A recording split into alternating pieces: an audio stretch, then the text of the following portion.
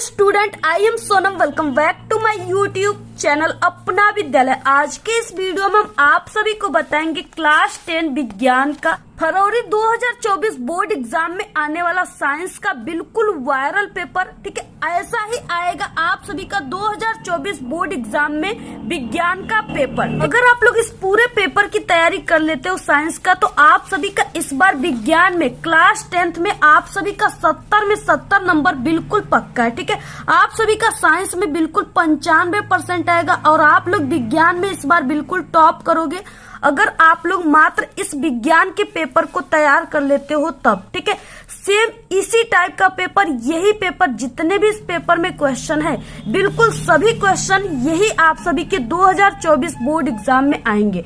ठीक है, यहाँ पे देखिए ये जो साइंस का पेपर है, हम आपको इसका पूरा का पूरा उत्तर बिल्कुल लिखित रूप से और काफी अच्छे तरीके से समझा कर बताएंगे। आप सभी के साइंस के पेपर में न्यूमेरिकल आते हैं, ठीक है, समीकरण आते हैं, रासायनिक, तो किस तरीके से आप सभी को करना है सब कुछ हम आपको बहुत ही अच्छे तरीके से बताएंगे। तो आप सभी लोग सबसे पहले इस वीडियो को लाइक कर दीजिए और चैनल पे नए तो चैनल को सब्सक्राइब करके आप सभी लोग बेल आइकन को जरूर प्रेस कर दीजिए, जिससे कि यहाँ पे हम आपको साइंस का पेपर बता रहे हैं और भी जो 2024 बोर्ड के क्लास 10th के पेपर है उसका नोटिफिकेशन आप सभी तक पहुंच सके और आप लोग वीडियो देख सके। ठीक है, तो सबसे पहले यहाँ पे आपको अपना अनुक्रमांक लिखना है, यहाँ पे आप सभी को अपना नाम लिखना है। ठीक है, और ये देखिए 2024 बोर्ड एग्जाम में आप सभी का पेपर होगा तो ये 824, ठीक है, यानी यहाँ पे 800 इसका पेपर कोड होता है, बाकी ये 2024 बोर्ड एग्जाम में होगा। ठीक है, तो यहाँ पे 824 और डीजेड ये जो संकेतांक का पेपर रहेगा यही बिल्कुल सेम आप सभी के 2024 फरवरी में यही बिल्कुल सेम पेपर आएगा। ठीक है, और ये जो संकेतांक का पेपर होता है ये जो है इसमें जितने भी क्वेश्चन है सभी बिल्कुल वायरल क्वेश्चन होते हैं। तो यहाँ पे आपको इसमें समय 3 घंटे 15 मिनट का मिलेगा, पूर्णांक ये 70 करेगा, इसमें आपको नंबर लाना पड़ेगा। ठीक है, सबसे पहले कुछ निर्देश दिए, इसे भी पढ़ना आपके लिए काफी इंपॉर्टेंट है। वह कि प्रारंभ के 15 मिनट आपको इस प्रश्न पत्र को पढ़ना है, बाकी इसमें 2 खंड है, खंड अ खंड ब है। ठीक है, और देखिए जो आपका साइंस होते हैं इसके 3 पार्ट होते हैं, फिजिक्स, केमिस्ट्री, बायोलॉजी। ठीक है, जिसको उपखंडों के नाम से यहाँ पे लिखा हुआ है, उपखंड क ख ग। ठीक है, इस तरीके से। और इसमें खंड अ जो है इसमें 20 ऑब्जेक्टिव क्वेश्चन है, जिसका यानी कि 20 बहुविकल्पी प्रश्न है, पर क्वेश्चन 1 नंबर का है, जिसका आंसर आप सभी को OMR आंसर शीट में देना है। ठीक है, अब देखिए यहाँ पे क्या है, आप सभी को OMR शीट पे जो आप लोग आंसर अंकित कर दोगे एक बार, यानी इसमें आंसर आप लोग चूज कर दोगे तो उसको काटना वगैरह नहीं है आपको। ठीक है, नहीं इरेजर का यूज करना है, नहीं आपको व्हाइटनर का यूज करना है, यानी आपको बहुत ही सोच समझ के बारीकी से तभी आपको उस गोले को भरना है। ठीक है, OMR में। बाकी यहाँ पे क्या आपको प्रत्येक प्रश्न को करना बिल्कुल अनिवार्य है। सबसे पहले यहाँ पे खंड अ शुरू होता है जिसमें ऑब्जेक्टिव क्वेश्चन है। ठीक है, और ये उपखंड क का यानी फिजिक्स के इंपॉर्टेंट ऑब्जेक्टिव क्वेश्चन है। पहला क्वेश्चन क्या है, बहुत ही वेरी इंपॉर्टेंट है, जितने भी इस पेपर में क्वेश्चन है सभी इंपॉर्टेंट है। ठीक है, एक अवतल लेंस के द्वारा किसी वस्तु का बना प्रतिबिंब जो होता है किस टाइप का होता है, कैसा प्रतिबिंब जो है, ठीक है, अवतल लेंस के द्वारा बनता है, यहाँ पे क्वेश्चन है। तो यहाँ पे देखिए क्या हो जाएगा, पहला ऑप्शन है आभासी उल्टा और छोटा। ठीक है, दूसरा आभासी सीधा और बड़ा। ठीक है, नेक्स्ट है आभासी सीधा वो छोटा, और डी ऑप्शन है आभासी उल्टा और बड़ा। ठीक है, यहाँ पे ऑप्शन नंबर सी राइट हो जाएगा। ठीक है, आभासी सीधा और छोटा, यानी कि अवतल लेंस से जो प्रतिबिंब बनेगा तो वो आभासी सीधा बनेगा और छोटा बनेगा। ठीक है, नेक्स्ट है दूसरा क्वेश्चन, दूरदृष्टि दोष के कारण वस्तु का प्रतिबिंब बनता है। ठीक है, कहाँ पे बनता है, रेटिना पर बनता है, रेटिना के आगे बनता है, रेटिना के पीछे बनता है, या नेत्र लेंस पे बनता है। तो ये रेटिना से क्या होता है, पीछे बनता है, तो इसलिए यहाँ पे ठीक है रेटिना से पीछे बनता है, इसलिए जो व्यक्ति है उसको वस्तु दिखाई नहीं पड़ता है। तो इसके लिए वो यानी कि यहाँ पे आप लोग ट्रिक याद कर लीजिए। ठीक है, अगर निकट दृष्टि दोष है तो उसके लिए उसको अवतल लेंस का यूज करना होगा। ठीक है, अगर दूर दृष्टि दोष है तो उसको उत्तल लेंस का यूज करना होगा।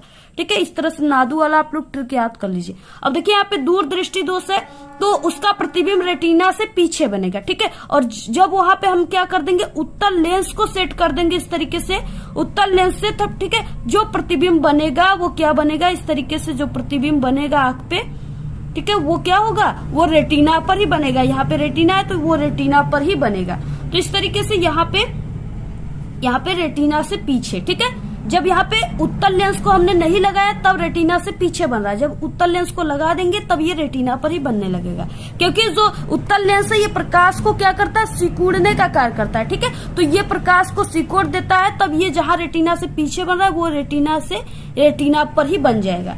तो इसलिए यहाँ पे ठीक है, यानी रेटिना से पीछे। नेक्स्ट तीसरा, दो चालक तार जिनके पदार्थ लंबाई तथा व्यास समान है, किसी विद्युत परिपथ में पहले श्रेणी क्रम में हो और फिर समांतर क्रम में संयोजित किए जाते हैं। तो श्रेणी क्रम तथा समांतर क्रम संयोजन में उत्पन्न जो ऊष्मा है उसका अनुपात क्या होगा। ठीक है, तो इसमें उसका अनुपात जो है वो हो जाएगा 1:4। ऑप्शन यहाँ पे बी राइट है। नेक्स्ट है, बिजली के बल्ब का तंतु यानी फिलामेंट जो होता है वो किसका बना होता है। आप सभी लोग बिजली के जो बल्ब पहले होते थे 10 रुपए में आते थे, ठीक है, सूर्या वगैरह का, तो उसमें आप लोग देखे होंगे कि इस तरीके से वो बल्ब होता था और उसमें इस तरीके से यहाँ पे ऐसे वाला जो चीजें होती थी ना, ये जो चीजें था ये था जो वो किसका बना होता था। ठीक है, तो वो टंगस्टन धातु का बना होता था, टंगस्टन का बना होता था। ठीक है, ऑप्शन यहाँ पे डी राइट है। ये जो होता था ना, अब के जो एलईडी बल्ब है उसमें नहीं होता था, जो 10 रुपए वाली पहले बल्ब आती थी, ठीक है, पीले कलर की बढ़ती थी, ज्यादातर वो फ्यूज भी होती थी। ठीक है, तो वो उसमें जो ये इस तरह से जो जलता था पीला कलर का फिलामेंट था वो किसका बना होता था, टंगस्टन का। ठीक है, तो इस तरीके से ऑप्शन यहाँ पे डी राइट है। बहुत ही इंपॉर्टेंट क्वेश्चन है। नेक्स्ट, 1 माइक्रो ओम का मान होता है। देखिए जहां पर यहाँ पे माइक्रो लगा देगा, ठीक है, किसी का भी मान पूछ देगा, अगर यहाँ पे माइक्रो लगा देगा तो माइक्रो का मतलब 10⁻⁶। ठीक है, तो ओम पूछा है तो यहाँ पे 10⁻⁶ ओम। नेक्स्ट है यहाँ पे किलोवाट घंटा का मात्रक होता है। किलोवाट घंटा का क्या मात्रक, यानी किलोवाट घंटा जो किसका मात्रक होता है, विद्युत शक्ति का, विद्युत धारा का, विद्युत ऊर्जा का, विद्युत आवेश का। ठीक है, तो यहाँ पे देखिए विद्युत शक्ति का तो मात्रक सिर्फ वाट होता है और यहाँ पे विद्युत धारा का मात्रक एम्पियर होता है। ठीक है, एम्पियर होता है और यहाँ पे विद्युत आवेश का मात्रक तो कूलाम होता है। लेकिन यहाँ पे ये किलोवाट घंटा जो है वो विद्युत ऊर्जा का मात्रक होता है। ऑप्शन सी राइट है। नेक्स्ट है यहाँ पे चुंबकीय क्षेत्र की तीव्रता का मात्रक है। बहुत ही इंपॉर्टेंट, जितने भी इसमें है समझिए पेपर में क्वेश्चन सभी काफी इंपॉर्टेंट है। तो यहाँ पे विद्युत क्षेत्र के यानी कि तीव्रता का मात्रक पूछा है। ठीक है, तो इसके तीव्रता का मात्रक तो टेस्ला होता है। ऑप्शन यहाँ पे बी राइट है। नेक्स्ट है यहाँ पे 8वां क्वेश्चन, यानी उपखंड ख यहाँ से शुरू हो गया। ठीक है, उपखंड ख का मतलब कि यहाँ से केमिस्ट्री शुरू हो गए। निम्नलिखित में से कौन सा तत्व तनु अम्ल के साथ संयोग करके हाइड्रोजन गैस निकालता है। ठीक है, कौन सा जो है यहाँ पे पूछा है तत्व जो हाइड्रोजन गैस को निकालता है। ठीक है, तो वो है जस्ता यानी जिंक। ठीक है, जस्ता जो क्या करता है, ये तनु अम्ल के साथ संयोग करके क्या करता है, हाइड्रोजन गैस को निकालता है। ठीक है, जैसे यहाँ पे ZN हो गया और प्लस HCl हो गया। ठीक है, तो इस तरीके से ये जब रिएक्शन करता है तो ये ZnCl2 निकाल देता है, यहाँ पे 2 कर दीजिए। ठीक है, और प्लस यहाँ पे H2 गैस निकलेगा, यानी या इस तरह से H2, इस तरीके से ये हाइड्रोजन गैस निकलेगा। ठीक है, या इस तरीके से आप लोग कर सकते हो। तो यहाँ पे ये जस्ता है। नेक्स्ट है, निम्नलिखित में से कौन सा तत्व द्वितीय समूह का सदस्य है, द्वितीय समूह का। ठीक है, तो वो Mg है। ऑप्शन यहाँ पे बी राइट है। नेक्स्ट है यहाँ पे संतृप्त हाइड्रोकार्बन में नहीं होता है, काफी इंपॉर्टेंट ये भी क्वेश्चन है। ठीक है, तो जो संतृप्त, देखिए संतृप्त अगर आ गया तो संतृप्त हाइड्रोकार्बन में जो होता है वो डबल बांड या ट्रिपल बांड नहीं होते हैं। ठीक है, संतृप्त हाइड्रोकार्बन में सिर्फ सिंगल बांड यानी एकल बांड पाए जाते हैं। तो यहाँ पे संतृप्त हाइड्रोकार्बन में क्या नहीं होता है, यहाँ पे ठीक है डबल सी कार्बन और कार्बन के बीच डबल बांड नहीं पाए जाते। ऑप्शन डी राइट है। नेक्स्ट है 11 अधातु है। ठीक है, इसमें क्या अधातु है, यहाँ पे पोटेशियम है। ठीक है, यहाँ पे फ्लोरीन है, एल्यूमिनियम है या सोडियम है। तो अधातु पूछा है, तो यहाँ पे अधातु जो है वो इस तरीके से ये जो यफ है ये हैलोजन वर्ग की है तत्व। ठीक है, इसलिए ये अधातु है। 12 क्वेश्चन है, सोडियम कार्बोनेट का जली विलयन होता है। ठीक है, सोडियम कार्बोनेट का जली विलयन जो होता है वो क्षारीय होता है। ऑप्शन यहाँ पे सी राइट है। नेक्स्ट है, निम्नलिखित में से कौन सी धातु ठंडे जल से हाइड्रोजन गैस निकालती है। ठीक है, तो कौन सी धातु निकालती है, तो वो पोटेशियम निकालती है। ठीक है, के तो पोटेशियम निकालती है। नेक्स्ट है यहाँ से आ गया उपखंड ग, इसका मतलब यहाँ से जीव विज्ञान शुरू हो गया। ठीक है, देखिए नेक्स्ट है यहाँ पे 14 क्वेश्चन है, मुकुलन यानी बॉन्डिंग पाया जाता है। ठीक है, मुकुलन जो है वो किस में पाया जाता है, काफी इंपॉर्टेंट क्वेश्चन है, वो हाइड्रा में पाया जाता है। ठीक है, इस तरह से हाइड्रा होता है तो उसमें ये मुकुलन पाए जाते हैं।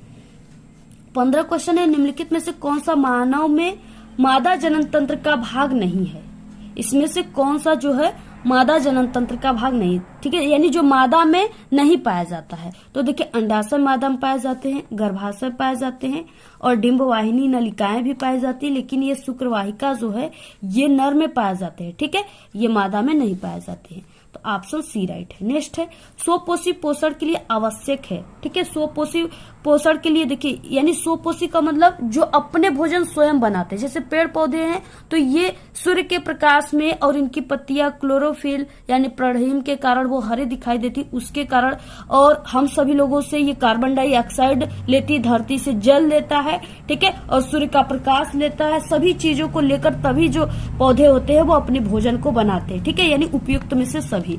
नेक्स्ट 17 मनुष्य में प्रमुख उत्सर्जी अंग है, उत्सर्जी अंग पूछा है। ठीक है, तो यहाँ पे बिक जो है वो उत्सर्जी अंग है, ऑप्शन डी राइट है। पीत रस का श्रावण होता है। ठीक है, यानी पीत रस का स्राव कहाँ से होता है, किसमें से होता है, तो वो यकृत से होता है, ऑप्शन यहाँ पे बी राइट है। बहुत ही इंपॉर्टेंट क्वेश्चन है। 19 से परिवार नियोजन की स्थायी विधि है। ठीक है, परिवार नियोजन की यानी स्थायी और अस्थायी दो विधियां होती है। तो देखिए गर्भ निरोधक गोलियां, ठीक है, निरोध का प्रयोग, और यहाँ पे वेसेक्टोमी या गर्भ समापन यानी गर्भपात। ठीक है, तो यहाँ पे वो वेसेक्टोमी, ठीक है, वेसेक्टोमी, ऑप्शन यहाँ पे सी राइट है। नेक्स्ट है 20 क्वेश्चन, मनुष्य में स्पाइनल तंत्रिकाओं होती है, जो स्पाइनल तंत्रिकाएं होती है वो उसकी कितनी जोड़ी होती है, तो 31 जोड़ी होती है, ऑप्शन यहाँ पे ए राइट है।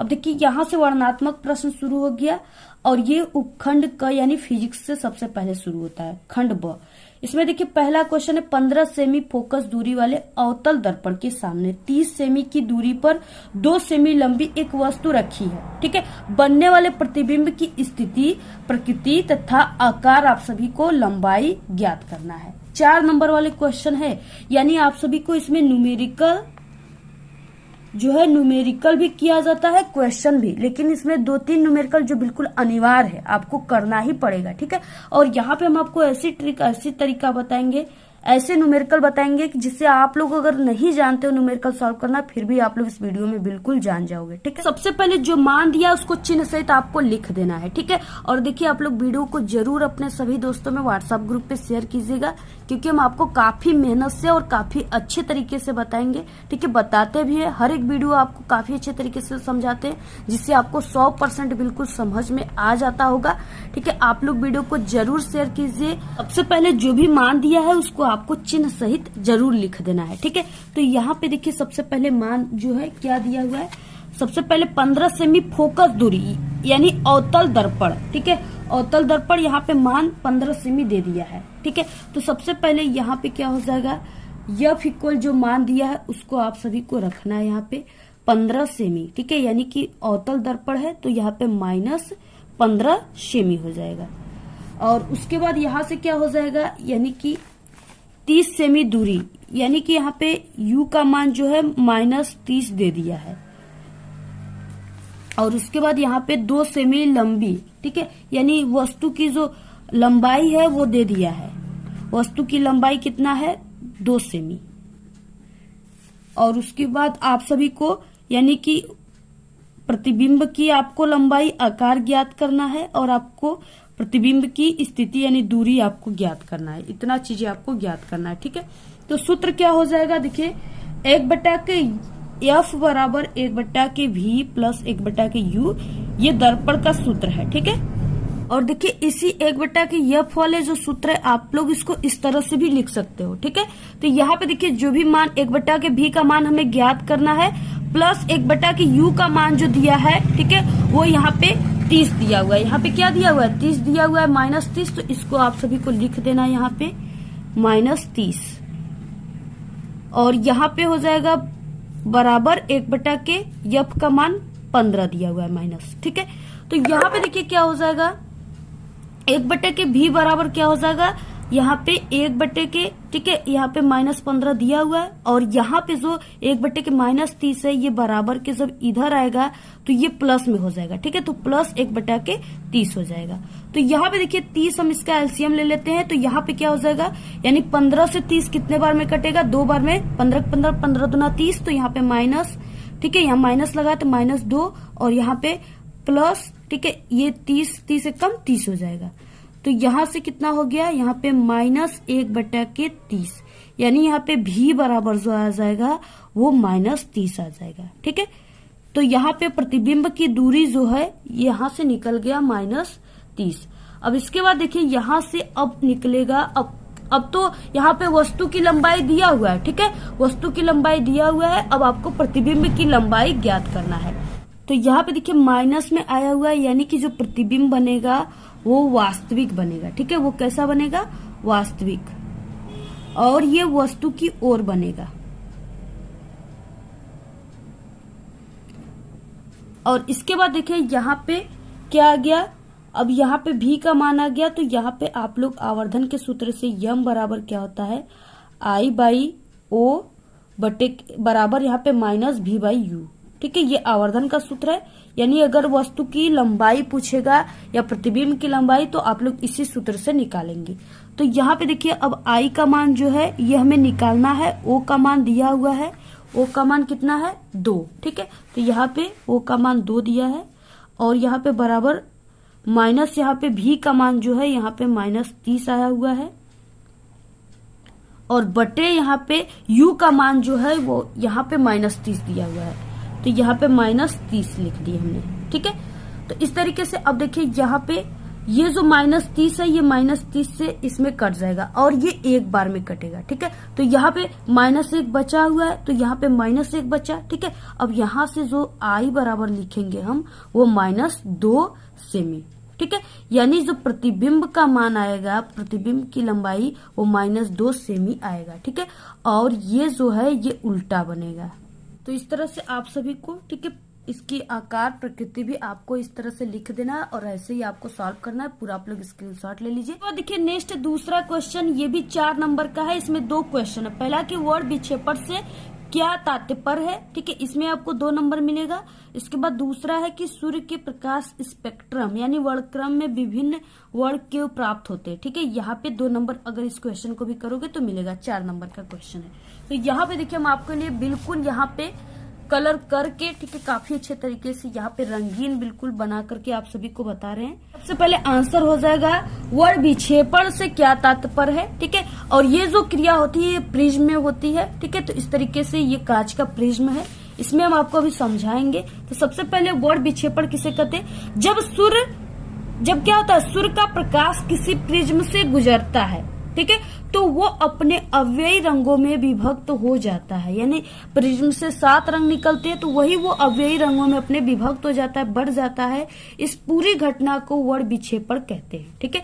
पर्दे पर प्राप्त रंगों की पट्टियों को वर्ण क्रम या स्पेक्ट्रम कहते हैं, ठीक है। दूसरे वाले क्वेश्चन का भी हो गया। अब देखिए प्रिज्म क्या है, इस तरीके से प्रिज्म, इस तरह से यहाँ पे ये कांच का प्रिज्म है, ठीक है, इसमें से ये सूर्य का प्रकाश यानी श्वेत रंग का प्रकाश जा रहा है, प्रकाश पुंज जा रहा है, ठीक है। अब यहाँ पे क्या हुआ, ये जो माध्यम है ये विरल है, इसके बाद ये सघन माध्यम में जा रहा है तो विलंब की ओर झुक रहा है, फिर उसके बाद क्या हुआ, ये विलंब की ओर हो जा रहा है, ठीक है। तो इस तरीके से यहाँ पे श्वेत प्रकाश जो है इसी पूरे यहाँ से भी से लेकर के आर तक की क्रिया को ये स्पेक्ट्रम कहा जाता है, ठीक है। इसमें पूरे 7 रंग है, कितने रंग है, 7 इसमें रंग है पूरे, इस तरीके से इसी को स्पेक्ट्रम कहा जाता है। अब देखिए स्पेक्ट्रम में कितने रंग होते हैं, स्पेक्ट्रम में प्रिज्म के आधार की ओर से रंगों का क्रम निम्न अनुसार है, यानी आधार की तरफ से इधर से, ठीक है, यहाँ से वायलेट से शुरू हो रहा है, तो सबसे पहले बैगनी है, और उसके बाद जमुनी है, ठीक है, नीला है, हरा है, पीला है, नारंगी है, लाल है, ये लास्ट में यानी यहाँ से बैगनी वाला शुरू हो रहा है, ठीक है। तो इस तरीके से पूरा इतना है, आप सभी लोग इसको तैयार कर लीजिएगा पूरा। और आपको अगर ये वर्ण विक्षेपण आएगा तो आपको ये प्रिज्म बनाना है और उससे ये 7 रंग को भी आपको निकालना है, ठीक है। तो आप लोग इसको तैयार कर लीजिए। इसके बाद नेक्स्ट क्वेश्चन है तीसरा, 60 वाट, ठीक है, वाट है 60 वाट 220 वोल्ट तथा 100 वाट 220 वोल्ट के दो विद्युत बल्ब श्रेणी क्रम में सीरीज में 220 वोल्ट के विद्युत मेन से संयोजित किए गए हैं। दोनों विद्युत बल्बों में प्रवाहित होने वाली धारा, ठीक है, यानी आई का मान आप सभी को ज्ञात करना है, गणना करना है। और देखिए ये वोल्ट और वाट वाला क्वेश्चन बल्ब वाला आपके एग्जाम में जरूर आएगा, ठीक है, बहुत ही इंपॉर्टेंट है, आप लोग इसको जरूर तैयार कर लीजिए, वेरी इंपॉर्टेंट है, जरूर आएगा। 6 नंबर और 4 नंबर, ठीक है, दोनों में आता है, ऑब्जेक्टिव में भी आता है। तो यहाँ पे देखिए अब आपको इसको कैसे सॉल्व करना है। सबसे पहले यहाँ पे 2 वाट का मान और यहाँ पे वोल्ट का मान भी 2 वोल्ट और यहाँ पे भी 1 वोल्ट, 3 वोल्ट का मान दिया है, 2 वाट का मान दिया है, ठीक है, धारा का मान ज्ञात करना है। तो सबसे पहले देखिए जो वाट है उसको, यानी कि वाट शक्ति का मात्रक होता है, तो पावर, ठीक है, यानी P1 बराबर जो है वो 60 वाट दिया हुआ है और P2 बराबर जो है P2 बराबर 100 वाट, तो यहाँ पे 100 वाट हो गया। और इसके बराबर देखिए अब V1 V2 का मान कितना दिया है, V1 का मान दिया है यहाँ पे 220 वोल्ट, ठीक है, और यहाँ पे V2 का मान जो है, V2 का मान भी 220 ही दिया है, तो यहाँ पे 220 वोल्ट इतना दिया हुआ है, ठीक है। अब देखिए क्या हो जाएगा, यानी कि R1 बराबर हो जाएगा सूत्र V का स्क्वायर बटे के P1, ठीक है, और R2 बराबर क्या हो जाएगा, R2 बराबर V का स्क्वायर बटे के P2, ठीक है। P1 की जगह P1 का मान रखना है, P2 की जगह P2 का मान रखना है, ठीक है, और V का स्क्वायर की जगह जो मान दिया है P1 P2 में वही आपको रखना है, इसके P1 P2 के साथ जो वोल्ट दिया है उसी को रखना है, ठीक है। तो यहाँ पे देखिए सबसे पहले R1 इक्वल जो मान है V का स्क्वायर यानी कि 220 का आपको स्क्वायर करना है, तो इसका 220 का स्क्वायर बटे P1 का मान जो है वो 60 दिया है, तो 60 आप लोग रख दीजिए, ठीक है। और इसके बाद R2 के बराबर इसमें भी 220 ही दिया है वोल्ट, तो इसको 220 का स्क्वायर बटे R2 का मान 100 हो जाएगा। अब देखिए आपको इसको सॉल्व करना है, आप लोग सबसे पहले R का मान ही निकाल सकते हो या R2 का मान, ठीक है, इस तरह से आप लोग इसको साथ में निकाल सकते हो या पहले R1 या R2 का मान ऐसे निकाल सकते हो। तो यहाँ पे देखिए स्क्वायर का मतलब कि यहाँ पे 200, ठीक है, 20 इंटू 220। अब जब हम इसका 220 यानी 22 का 22 में सबसे पहले पहाड़ा पढ़ दीजिए, फिर उसके बाद जो 0 है उसको ऐड कर दीजिए, ठीक है, तो ये 484 आ जाएगा। उसके बाद 0 कितना, 1 0 यहाँ पे और 1 0 यहाँ पे, 2 0 है तो इसमें 2 0 ऐड कर दीजिए, ठीक है, तो इतना आ जाएगा। और बटे के यहाँ पे 60, तो इसका 6 से यानी 1 0 से ये 0 कट जाएगा, ठीक है। बाकी यहाँ पे क्या बचा, R1 बराबर 484 और 1 0 और 6 बचा, ठीक है। अब इसका जब आप लोग भाग दोगे, ठीक है, तो R1 बराबर जो मान आ जाएगा वो 806 ओम आ जाएगा, ठीक है, जब आप लोग इसका भाग दोगे तो जब आप लोग 6 का, ठीक है, 4840 में भाग दोगे तो ये आ जाएगा 806 ओम, ठीक है, R1 का मान निकल गया। और R2 के मान की जगह भी आप सभी को यहाँ पे 220 का आप सभी लोग यानी कि 220 इंटू 220 का करेंगे तो यहाँ पे फिर से इतना ही आ जाएगा, यहाँ पे हो जाएगा 484, फिर उसके बाद 2 0, ठीक है, और बटे यहाँ पे 100 दिया हुआ है, तो ये 2 0 से 2 0 कट जाएगा, तो यहाँ पे सॉरी ये R2 का मान है, ठीक है। अब R2 बराबर कितना आ जाएगा, यहाँ पे सिर्फ इतना हो जाएगा 484 ओम, ठीक है। दोनों यहाँ पे R2 और R1 का मान यहाँ पे निकल गया, ये R1 का मान है। अब देखिए R2 और R1 का मान निकल गया, ठीक है। देखिए इसमें क्या करना है, दोनों विद्युत बल्ब को इसमें श्रेणी क्रम में इसको 220 वोल्ट के साथ विद्युत मेन से संयोजित करना है, ठीक है। यानी अब इस R1 और R2 को श्रेणी क्रम में, सीरीज क्रम में आप सभी को क्या करना है, इसको जोड़ना है, ठीक है। तो जैसे यहाँ पे हो गया इस तरीके से, अब यहां से इसको हम यहाँ पे हमने 220 वोल्ट से मेंस से इसको जोड़ा है, और तो इसमें प्रवाहित धारा का गणना आपको करना है, प्रवाहित धारा का गणना करना है आई का, ठीक है। तो यहाँ पे जो आई धारा है इसमें कितना प्रवाहित होगा इसका आपको गणना करना है। और ये जो है यहाँ पे प्रतिरोध, यानी यहाँ पे R1 को आपको जोड़ना है, यहाँ पे R2 को, ठीक है, श्रेणी क्रम में। तो R1 का मान जो है 806 ओम है और R2 का मान 484 ओम है, ठीक है। तो इसको अब आपको यहाँ पे पता चल गया कि इसको श्रेणी क्रम में जोड़ना है, तो इन दोनों प्रतिरोध का आप सभी को तुल्य प्रतिरोध निकाल लेना है। तो यहाँ पे R इक्वलेट बराबर क्या हो जाएगा, यहाँ पे इसको दोनों को यानी श्रेणी क्रम का सूत्र होता है R बराबर R1 प्लस R2, ठीक है। तो यहाँ पे हमें R इक्वलेट बराबर निकालना है। तो इस तरीके से क्या हो जाएगा, R1 का मान यहाँ पे 806, तो इसको 806 और प्लस 484 इसको आपको ऐड कर देना है, ठीक है। जब आप लोग इसको ऐड करोगे तो R इक्वलेट यानी तुल्य प्रतिरोध जो है ये दोनों का आप लोग जोड़ोगे तो ये 1290 ओम आ जाएगा, ठीक है, 1290 ओम आ जाएगा। अब देखिए यहाँ से अब आपको धारा का मान निकालना है। धारा बराबर जो सूत्र होता है I बराबर हो जाएगा V/R, ठीक है। यानी इस यहाँ पे क्या होता है R बराबर V/I होता है, ठीक है। तो यहाँ से क्या हो जाएगा, हमें I के बराबर निकालना है, तो I यहाँ पे चला जाएगा और R यहाँ पे आ जाएगा 75 में, ठीक है। तो I बराबर क्या हो जाएगा V/R। तो इसी सूत्र पे अब हमें रखकर I का मान निकालना है। तो यहाँ पे I बराबर, ठीक है, V/R। अब देखिए जो वोल्ट दिया है वो यहाँ पे 220 वोल्ट दिया हुआ है, ठीक है। तो यहाँ पे हो जाएगा 220 और बटे जो R का मान आया हुआ है वो R का मान यानी पूरे R का तुल्य प्रतिरोध का मान 1290 आया हुआ है। तो यहाँ पे आप सभी को 1290 लिखना है, ठीक है। यहाँ पे एक जीरो से एक जीरो कट गया। अब इसके बाद जब इसका आप लोग भाग दोगे यहाँ पे 129 का 22 में, ठीक है, तो पहले कि ये जाएगा नहीं तो यहाँ पे जीरो, ठीक है, इसके बाद दशमलव यहाँ पे 220 हो जाएगा, तो 129 का 220 में एक ही बार जाएगा, ठीक है। तो इस तरह से यहाँ पे 0.1705, ठीक है, एम्पियर इतना मान आ जाएगा। तो आप लोग इसका पूरा स्क्रीनशॉट ले लीजिए। ऐसा क्वेश्चन जरूर आपके एग्जाम में आएगा, एक आता है, ठीक है, आप लोग इसको तैयार कर लीजिए। इसके बाद नेक्स्ट है इसमें अथवा किसी चालक के प्रतिरोध से आपका क्या तात्पर्य है, ये किन किन कारकों पर निर्भर करता है, ठीक है। इसमें भी 2 क्वेश्चन है, 4 नंबर के क्वेश्चन है। सबसे पहले चालक का प्रतिरोध किसे कहते हैं, ठीक है। तो देखिए किसी चालक का वो गुण जिसके कारण वो विद्युत धारा के प्रवाह का विरोध करता हो, ठीक है, उसी को चालक का प्रतिरोध अथवा विद्युत प्रतिरोध कहते हैं, ठीक है। ओम के नियम के अनुसार R बराबर V/I, प्रतिरोध यानी प्रतिरोधकता का मात्रक जो होता है R का वो वोल्ट बटे एम्पियर होता है, जिसको ओम कहते हैं, जिसका सिंबल इस तरह से होता है, ठीक है।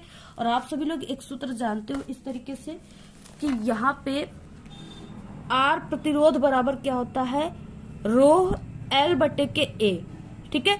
जहाँ पे ये जो रो है ये चालक का प्रतिरोधकता है यानी चालक की प्रकृति है, ठीक है। तो ये जो प्रतिरोध है इसके चालक की प्रकृति पर निर्भर करती है यानी प्रतिरोधकता पे, ठीक है, लंबाई पे निर्भर करती है और ये चालक के क्षेत्रफल यानी मोटाई पर भी निर्भर करती है। तो इस तरीके से ये इन कारकों पर निर्भर करती है, आप लोग ऐसे लिख लीजिएगा। इसके बाद नेक्स्ट देखिए चौथा क्वेश्चन, किसी परिनालिका में प्रवाहित विद्युत धारा के कारण उत्पन्न चुंबकीय क्षेत्र का आप सभी को चित्र के द्वारा समझाना है, ठीक है।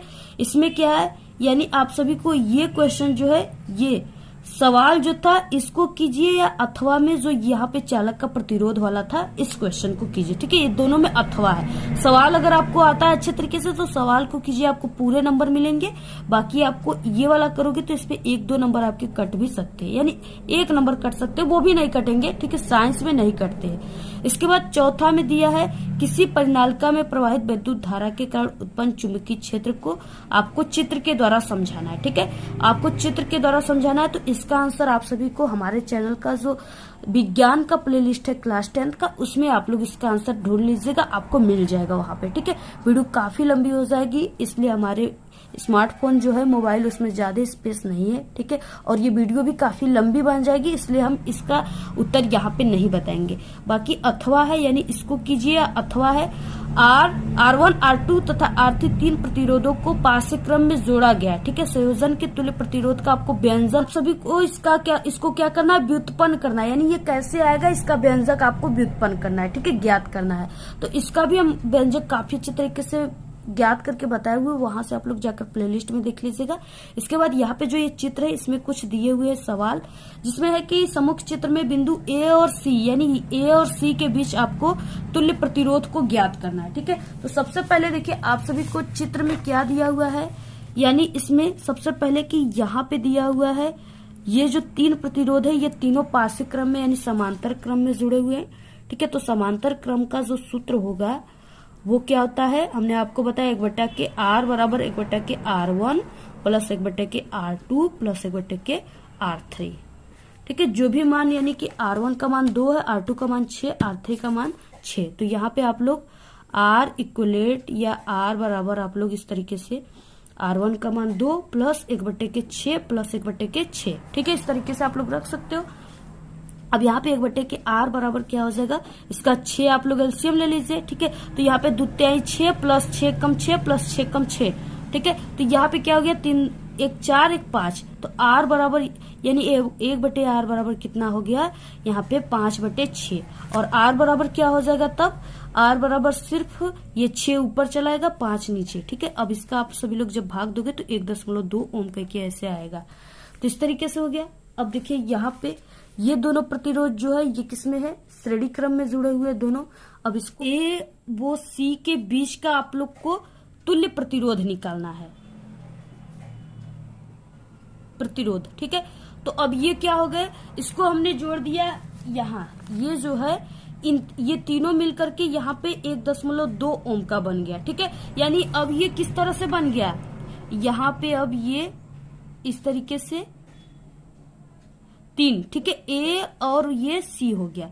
यहाँ पे पहला जो मान दिया हुआ है इसमें 2 और ये मान जो है दिया हुआ है 3.5 और ये जो आ गया 1.2 ओम आ गया। ठीक है, अब इन तीनों हो गए श्रेणी क्रम में। अब श्रेणी क्रम के लिए जो सूत्र होता है वो क्या होता है, श्रेणी क्रम का जो सूत्र होता है वो होता है r बराबर r1 plus r2 plus r3। ठीक है, अब देखिए मान रख दीजिए आप लोग, r बराबर यानी r1 का मान जो है 2 है, प्लस यहाँ पे r2 का मान है 3.5 प्लस यहाँ पे r3 का मान है 1.2 ओम। ठीक है, इस तरीके से दिया हुआ है। अब इसको आप सभी लोग जब ऐड करोगे, जब आप लोग इसको जोड़ोगे, ठीक है, तो ये जो मान आ जाएगा यानी r इक्वलेट का मान जो आ जाएगा वो 6.7 ओम आ जाएगा। ठीक है, तो ये हो गया इसका आंसर। आप लोग को इसी तरीके से पूरा सॉल्व करना है। इसके बाद देखिए उपखंड ख आ गया। ठीक है, उपखंड ख का मतलब यहाँ से केमिस्ट्री शुरू हो गया। 2-2 नंबर वाले पहले क्वेश्चन है। तो यहाँ पे क्या, 5वां क्वेश्चन, निम्नलिखित में से प्रत्येक के आपको 2-2 उपयोग लिखना है। ठीक है, इसकी यूजेज लिखना है। तो पहला है कि धावन सोडा और दूसरा है विरंजक चूर्ण, जिसे ब्लीचिंग पाउडर भी कहते हैं।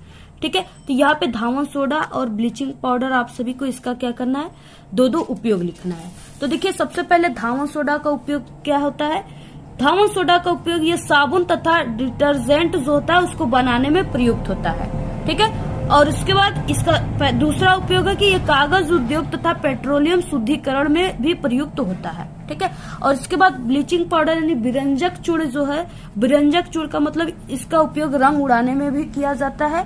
ठीक है, और इसका उपयोग कॉटन तथा लेनिन को साफ करने के लिए कपड़ा उद्योग में होता है। और दूसरा कि रासायनिक उद्योग में यह ऑक्सीकरण कारक के रूप में प्रयुक्त होता है। ठीक है, ब्लीचिंग पाउडर CaOCl2 जिसका सूत्र होता है, इसका उपयोग, और इसका उपयोग क्लोरोफॉर्म बनाने में भी किया जाता है। तो इस तरीके से आप लोग इसका 2-2 उपयोग को बिल्कुल तैयार कर लीजिए, बहुत ही इंपॉर्टेंट है, जरूर आएंगे आपके एग्जाम। नेक्स्ट है देखिए संतृप्त तथा असंतृप्त हाइड्रोकार्बनों को उदाहरण के द्वारा आपको समझाना है। ठीक है, 2 नंबर का है। इसका आंसर हम बता चुके, आप लोग जाकर क्लास 10th का जो साइंस का प्लेलिस्ट बना हुआ है उसमें आप लोग जाकर के देख लीजिएगा। ठीक है, और भी हम पेपर आपको बताए थे उसमें भी इसका आंसर बताए थे साइंस के, तो आप लोग उस पेपर को भी देख लीजिएगा। 6वां क्वेश्चन है एल्कोहल एवं अम्ल के मध्य की अभिक्रिया को क्या कहते हैं। ठीक है, और समीकरण भी आपको देना है। तो एल्कोहल का जो सूत्र होता है वो C2H5OH, और सपोज यहाँ पे हम एक अम्ल ले लेते हैं वो है CH3COOH। ठीक है, एस्टिक अम्ल ले लेते हैं। अब इस दोनों की क्रिया को सबसे पहले एस्टर या एस्टिकरण कहते हैं। ठीक है, एल्कोहल एवं अम्ल के मध्य की अभिक्रिया क्या कहलाती है, तो वो एस्टिकरण कहलाती है। अब ये जो है ये क्या बन जाएगा, तो यहां से देखिए, यहां से ये इस तरीके से ये पूरे साथ बन जाएंगे और बाकी OH और H। ठीक है, तो यहाँ पे H 2 ठो, तो H2 और O, यानी यहाँ से जल निकल गया पहले H2O, और इसके बाद बाकी जो चीजें बचा है उसको आपको लिख देना है। ठीक है, तो यहाँ से आपको लिखना स्टार्ट करना है CH3। इसको आप पहले भी लिख सकते थे, इसको पहले और इसको यहाँ पे लिखेंगे तो और भी आसान हो जाएगा। ठीक है, COO और इसके बाद C2H5, इसको एस्टिक यानी ये जो है एस्टिकरण की क्रिया हो रही है। ठीक है, तो यहाँ पे इस तरीके से प्राप्त हो गया। नेक्स्ट है यहाँ पे एसिटिक अम्ल के दो रासायनिक गुणधर्मों के रासायनिक समीकरण आप सभी को लिखना है। ठीक है, इसका भी आप सभी लोग लिख लीजिएगा। CH3COOH का रिएक्शन C2H5OH से आप लोग कराओगे तो वो एथिल एसीटेट बनेगा। ठीक है, यानी ये जो है एथिल एसीटेट का सूत्र है। तो पहला तो ये हो गया, और दूसरा है कि आप सभी लोग CH3COOH का PCl5 से कराएंगे तब जाकर के HCl बनेगा। ठीक है, और यहाँ पे CH3COCl बन जाएगा। तो इस तरीके से यानी दो है रिएक्शन, आप लोग इसको करा लीजिएगा। बहुत ही कम समय है। ठीक है, वीडियो लंबी हो रही है। नेक्स्ट है वर्जन से आप क्या समझते हैं, उदाहरण सहित आपको समझाना है। तो ये हम बताए हुए काफी अच्छे तरीके से आप लोग यूट्यूब पर सर्च करोगे वर्जन से या वर्जन अभिक्रिया क्या होता है अपना विद्यालय, तो वहां पे हमारी वीडियोज आ जाएंगी, वहां से आप लोग इसको देख सकते हो। ठीक है, इसके बाद नेक्स्ट है खाने के सोडे की आपको निर्माण की विधि ज्ञात करना है, लिखना है। ठीक है, ये भी हम बता चुके हैं, आप लोग हमारे चैनल पे विजिट करके देख लीजिएगा, कई बार इस क्वेश्चन के आंसर को हमने बताया हुआ है। इसके बाद नेक्स्ट है ग क्वेश्चन, पीएच मूल से आप क्या समझते हैं। पीएच मूल यानी कि 8 वाले विलयन की प्रकृति क्या होगी। ठीक है, तो सबसे पहले पीएच मूल, ये भी क्वेश्चन हम कई बार बता चुके हैं। ठीक है, लेकिन यहाँ पे भी हम आप सभी को बता ही देते हैं। किसी विलयन का पीएच मान 10 की ऋणात्मक घात की वो संख्या जो उस विलयन के हाइड्रोजन आयन यानी H+, ठीक है, सांद्रण को यानी कि मोल लीटर इनवर्स 1 में प्रदर्शित करती है, उसी को पीएच कहते हैं। ठीक है, और पीएच का जो सूत्र होता है pH = -log 10 H+। ठीक है, इस तरह से होता है। आप लोग इसको अथवा करके भी लिख सकते हो, अथवा करके H+ हो जाएगा बराबर 10 के पावर pH। ठीक है, इस तरीके से। और यहाँ पे पीएच मूल 8 वाले विलयन की प्रकृति जो होगी वो क्षारी होगी। ठीक है, आप लोग इसको पूरा नोट कर लीजिए। नेक्स्ट है यहाँ पे इसके अथवा, यानी इनको कीजिए 7 के, ये तीनों क्वेश्चन को कीजिए या इसको कीजिए।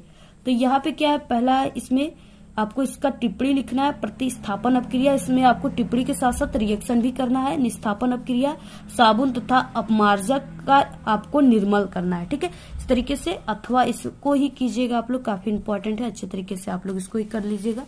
इसके बाद उपखंड यहाँ पे ग आता है, इसमें क्या है 8वां क्वेश्चन है, पौधे में जल का परिवहन किसके द्वारा होता है, इसकी क्रियाविधि को समझाना है। ठीक है, जल का परिवहन किसके द्वारा होता है, इसकी क्रियाविधि को समझाना है। 3 नंबर का है, 1 नंबर आपको परिवहन से होगा यानी जाइलम के द्वारा होता है, बाकी 3 नंबर आपको क्रियाविधि पर मिलेगा। नेक्स्ट अथवा, इसको कीजिए अथवा। कायिक प्रवर्धन किसे कहते हैं, इसकी विधियों का उदाहरण से आपको वर्णन करना है। ठीक है, ये भी 4 नंबर का है। कायिक प्रवर्धन का मतलब कि जैसे कोई भी पेड़ है उसकी किसी भी टहनियों को काट करके, डंठे को काट करके, ठीक है, उससे नए पौधे को बनाना ही कायिक प्रवर्धन कहलाता है। आपको इसके बारे में अच्छे तरीके से लिखना है। तंत्रिका तंत्र को आपको परिभाषित करना है। एक तंत्रिका कोशिकाओं का आपको नामांकित चित्र बनाना है। ठीक है, 1 नंबर आपको परिभाषा पे और 3 नंबर आपको चित्र बना के उसके बारे में लिखोगे तो मिलेगा। 4 नंबर का क्वेश्चन है। नेक्स्ट है वेरी वेरी इंपॉर्टेंट जो है जीव विज्ञान का सबसे इंपॉर्टेंट क्वेश्चन, वह परिवार नियोजन की विभिन्न विधियों का वर्णन कीजिए। ठीक है, काफी इंपॉर्टेंट है। इसके बाद 11 क्वेश्चन है, पादप हार्मोन क्या है, किन्हीं 3 पादप हार्मोनों के नाम लिखिए तथा उनके कार्यों का भी वर्णन कीजिए। ये 6 नंबर का है। ठीक है, इसमें 3 क्वेश्चन है, 3 क्वेश्चन इसलिए ये 6 नंबर के। अथवा है मानव पाचन तंत्र का आपको नामांकित चित्र बनाना है। ठीक है, और पाचन क्रिया का भी आपको वर्णन करना है, विभिन्न पाचन क्रिया के भाग जो है उसका वर्णन करना है। ठीक है, ये 6 नंबर का है। तो इस तरीके से ये आप सभी का रहा 10th। ठीक है, विज्ञान का पेपर, साइंस का पेपर जो कि बिल्कुल वायरल है, आप लोग पढ़ लिए होंगे। ठीक है, आपके एग्जाम बहुत ही करीब है, आप लोग देखे होंगे क्वेश्चन बैंक में या कहीं भी, कोई भी आप लोग जो प्रीवियस ईयर्स के पेपर सॉल्व किए होंगे, आप लोग देखे होंगे कि जितने भी पेपर में क्वेश्चन है वो कितना इंपॉर्टेंट है। ठीक है, बहुत ही इंपॉर्टेंट इसमें सभी क्वेश्चन है। आपके एग्जाम में 100% गारंटी पूरे के पूरे यही पेपर आएगा, इसमें से सभी क्वेश्चन आएंगे। जैसे आप सभी को इन सभी क्वेश्चन का आंसर याद हो रहा है, आप लोग इसको तैयार कर लीजिए, याद कर लीजिए।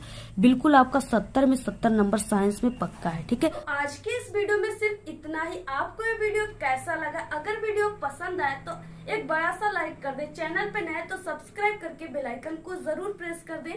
Thanks, all the very best, bye bye.